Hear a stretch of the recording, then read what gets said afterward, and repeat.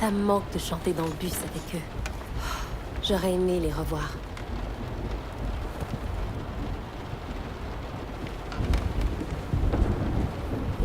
Et gagner une autre médaille. On était rapide comme l'éclair. Maman devrait déjà être rentrée. Elle est sûrement encore coincée au travail. Comme d'hab. Je devrais pas faire tous ces cartons toute seule, mais j'ai pas trop le choix. Salut à tous les amis, j'espère que vous allez bien. On se retrouve une nouvelle fois pour un nouveau test du GT. Cette fois-ci consacré à South of Midnight, le nouveau jeu des studios Xbox. Alors que vaut ce jeu avec cette patte graphique si particulière? Ben, croyez-moi, il y a des choses à dire. Et pour ma part, c'est une petite pépite, mais avec beaucoup d'imperfections. Allez, sans plus attendre, je t'en parle, mais n'hésite pas à mettre un pouce bleu et à commenter. C'est parti.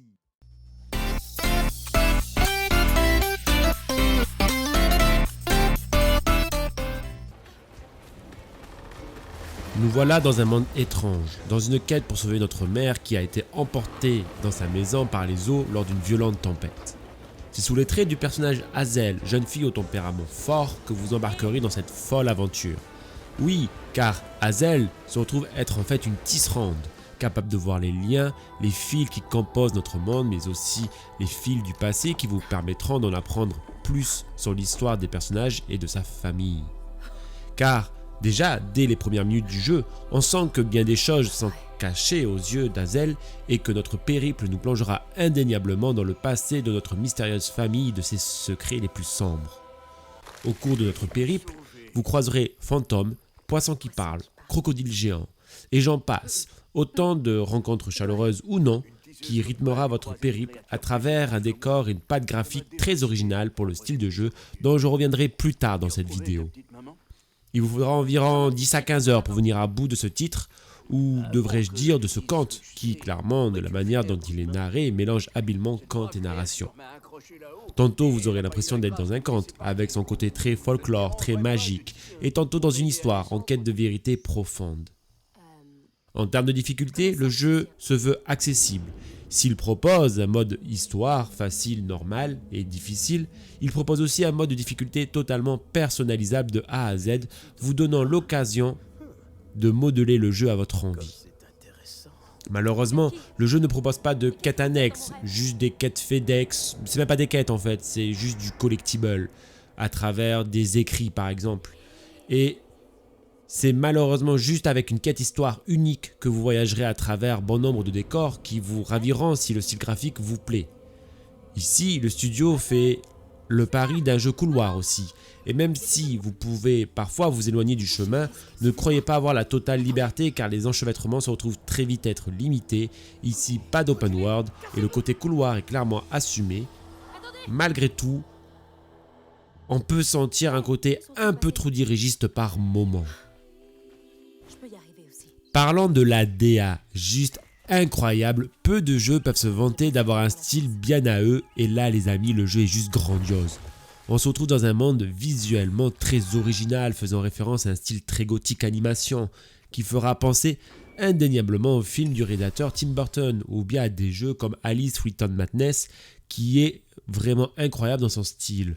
Le jeu s'offre l'une des plus belles identités des jeux sortis en ce début d'année 2025. On retrouve même cette façon assez particulière d'animation, faisant là aussi référence à des films comme Chicken Run ou bien encore Wallace et Gromit. Dans les cinématiques, on a vraiment l'impression d'être dans un de ces films d'animation avec les personnages en pâte à modeler tant le rendu est convaincant. Le style graphique offre aussi un contraste saisissant entre les éléments les plus dark, les plus sombres et les éléments les plus lumineux, car oui, le style mélange lumière et obscurité avec brio et cela est dû aussi aux effets de lumière qui sont juste incroyables et rendent incroyablement bien comme l'effet d'aveuglement d'un soleil rasant ou une nuit sombre où l'insécurité et peur sont ressenties.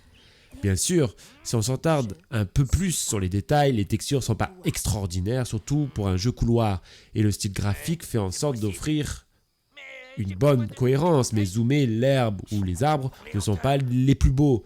Pareil pour un jeu style couloir, le monde fait bien vide. Malheureusement, on aurait aimé avoir plus de vie, plus d'animaux qui interagissent.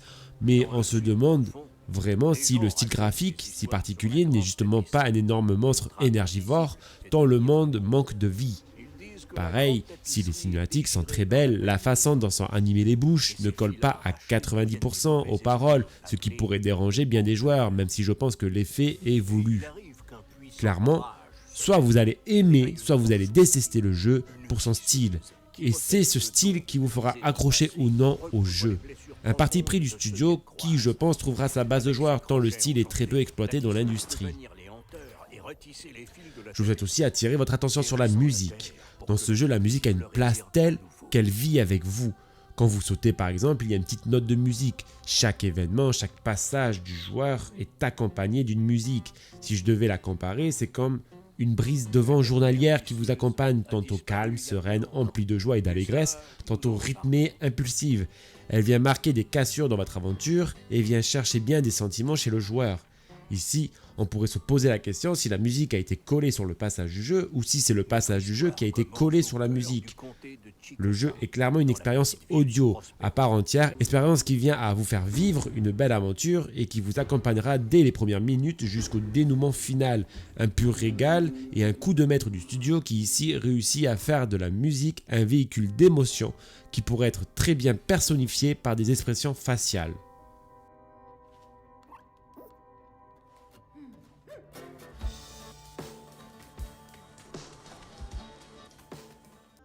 On arrive à présent dans la dernière partie de cette vidéo, le gameplay et clairement c'est le talent d'Achille du jeu, il n'y a pas grand chose à en dire et à en tirer. Il n'est pas des plus incroyables et clairement n'apporte rien au jeu. Si on s'attarde sur la partie exploration, le jeu se présente à certains endroits comme un platformer, mais les mouvements de saut de notre jeune Hazel manquent de précision, surtout quand il s'agit de sauter sur des petits recoins par exemple, et même si le jeu utilise les pouvoirs que vous allez acquérir au cours de votre aventure pour votre exploration ou pour des puzzles par exemple, cela est extrêmement basique et ne relève d'aucune difficulté réelle. L'exploration n'a aucun challenge et celle-ci existe juste pour vous aider à récolter des points à investir dans un arbre de compétences très pauvre et sans réel intérêt, tout comme le nombre limité de pouvoirs que vous allez acquérir très vite. Malheureusement, la boucle de gameplay devient très vite limitée et redondante, et surtout en combat. On y est, le coup qui va faire mal au jeu, le gameplay en combat.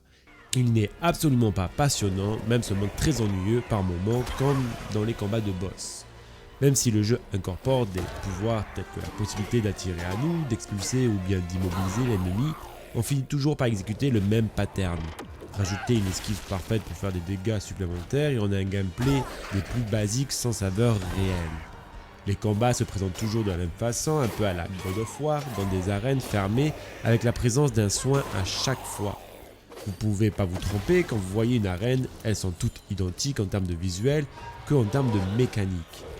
À cela, rajoutez un bestiaire assez limité d'ennemis et la boucle est bouclée. Pas vraiment de fun sur ce côté-là, le jeu aurait mérité d'être largement peaufiné sur ce côté, mais on sent que l'énergie a été mise ailleurs, surtout dans la DA. Toutefois, on retrouve des clins d'œil sympas comme des phases de course-poursuite où vous devez sauter et courir de mur en mur en étant poursuivi. Changez le personnage par un certain Prince Persian et vous vous y croyez vraiment.